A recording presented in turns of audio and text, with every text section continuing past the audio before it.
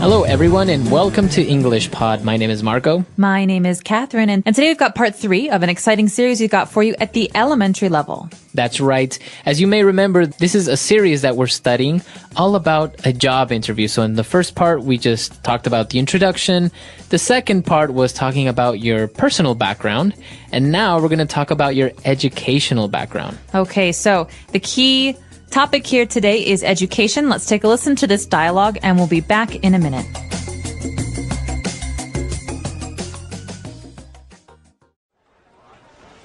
Now, if I look here, I see that you completed a BA in English. Yes, that's right.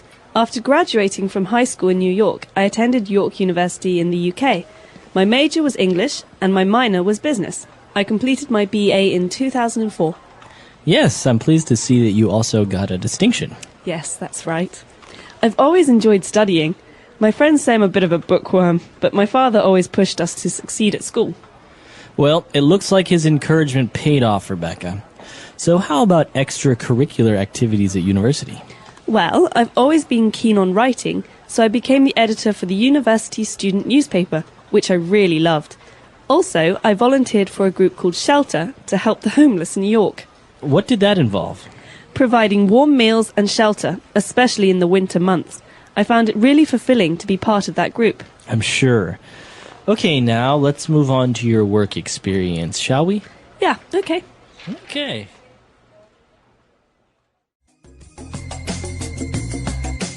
All right, we're back. So the girl was talking about her education, about her university, and she talked about some very interesting words. So why don't we take a look at those and language takeaway?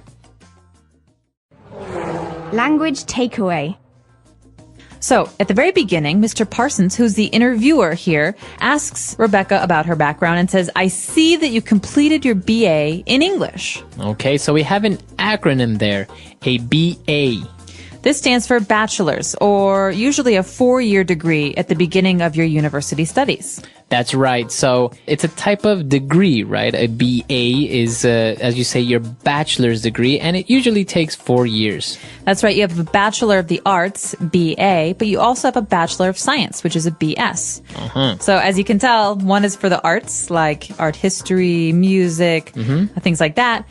The other is for sciences, like physics or chemistry. Very good. All right, so she has a BA in English, so she obviously studied the English language in university.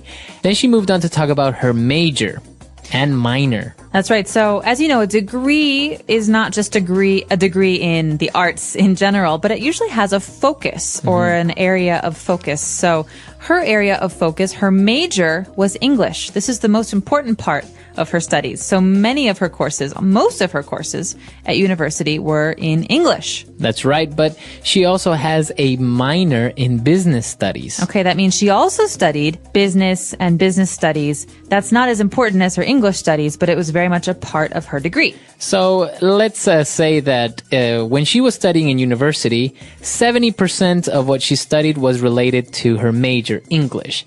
And maybe 30% was her minor, was business studies. That's right. And she goes on to talk about herself and her friends who describe her as a bookworm. This is a really nice adjective and very common in English. That's right. So if you are a bookworm or you describe yourself as a bookworm, it means that you like to study a lot. You like to read a lot of books. So bookworm is just like what you said, is someone who really likes to read, someone who's always reading, maybe someone who lives in the library. So that's why you call them a bookworm. They live in the library or they read a lot of books.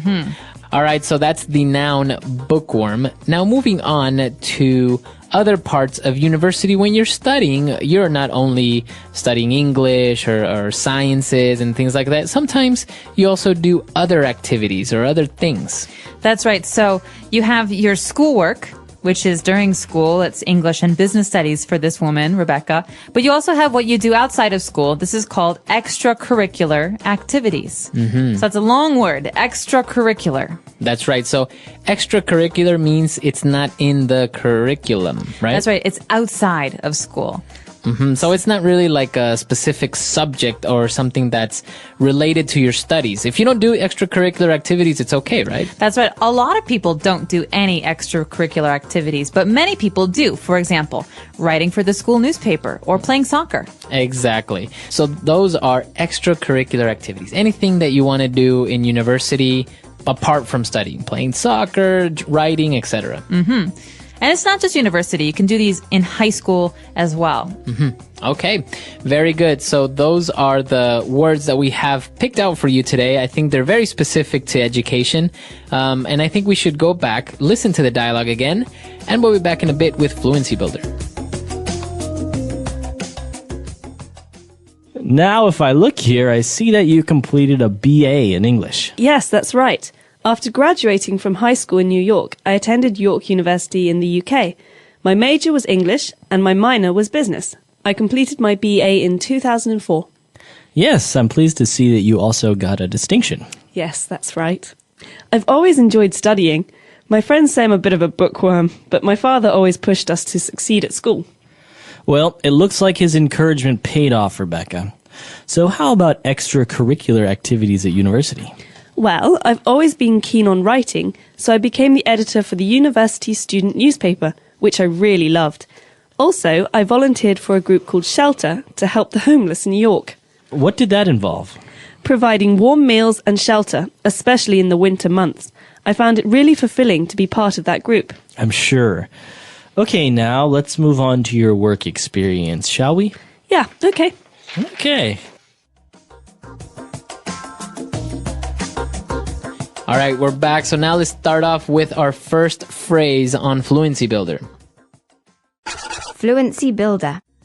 So Rebecca's talking about her father and her friends, and she says she's a bookworm, but her father always pushed us, that means her and her family members, her siblings, to succeed. And this verb, to push us, to push someone, is very important because it's not the same as like to push a door. Right. So it's not physically that you're pushing somebody. It's actually to motivate somebody or to inspire someone to become better at something. That's right. So to push someone is to encourage them to do something bad. It's not always a good thing. So Right. she was always pushing me to do what she wanted to do, not what I wanted to do. That means someone's always trying to influence you or to get you to do something. Exactly. So, as you say, to push someone is to influence them, to motivate them, to encourage them to do something good or bad. Well, and Mr. Parsons agreed with her dad's encouragement, and he said, well, it really paid off. Okay, this is a great verbal phrase, to pay off. This means to have benefits. Okay, so all of your hard work really paid off. So you can see the results. You can see the positive results of your hard work. It paid off. You could even ask someone, all that hard work, did it pay off? Right. So that you're basically asking, was it worth it? Yeah. Okay, to pay off. And, well, when she was talking about extracurricular activities, she said she was always keen on writing. Now, I think this is more common among British people to say you're keen on something, but it basically means to like. So remember the phrase keen on. This is the preposition here, keen on. I'm keen on writing. So can you say that you are keen on someone?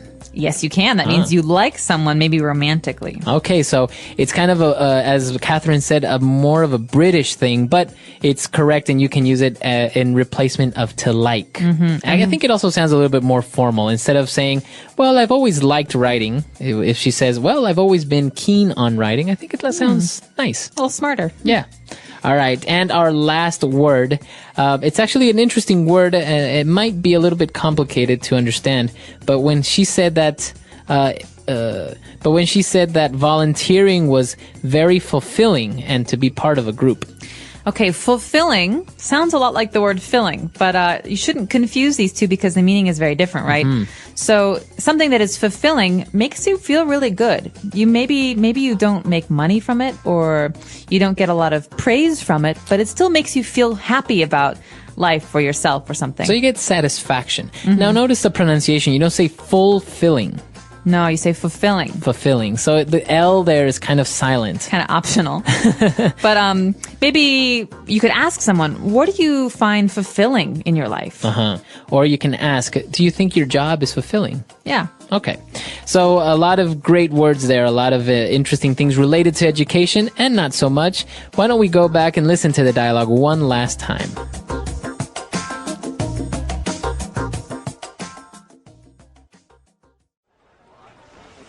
Now, if I look here, I see that you completed a BA in English. Yes, that's right. After graduating from high school in New York, I attended York University in the UK. My major was English and my minor was business. I completed my BA in 2004. Yes, I'm pleased to see that you also got a distinction. Yes, that's right. I've always enjoyed studying. My friends say I'm a bit of a bookworm, but my father always pushed us to succeed at school. Well, it looks like his encouragement paid off, Rebecca. So how about extracurricular activities at university? Well, I've always been keen on writing, so I became the editor for the university student newspaper, which I really loved. Also, I volunteered for a group called Shelter to help the homeless in New York, What did that involve? providing warm meals and shelter, especially in the winter months. I found it really fulfilling to be part of that group. I'm sure. Okay, now let's move on to your work experience, shall we? Yeah, okay. Okay.